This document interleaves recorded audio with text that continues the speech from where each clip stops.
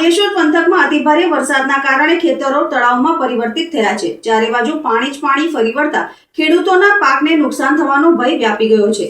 અંકલેશ્વર પંથકમાં થયેલા અતિભારે વરસાદે જનજીવન અને કૃષિ પર વ્યાપક અસર કરી છે। ધોધમાર વરસાદને પગલે સમગ્ર વિસ્તારમાં જળબંબાકારની સ્થિતિ સર્જાઈ છે।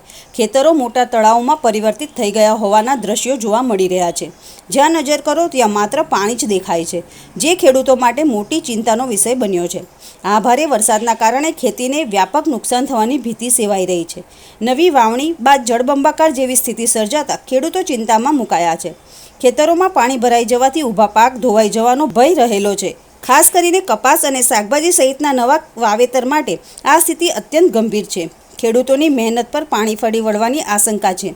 જોકે કેટલીક જગ્યાએ શેરડી જેવા પાકોને પૂરતું પાણી મળવાથી ફાયદો પણ થઈ શકે છે, પરંતુ મોટાભાગના પાકો માટે આ વરસાદ નુકસાનકારક સાબિત થઈ રહ્યો છે।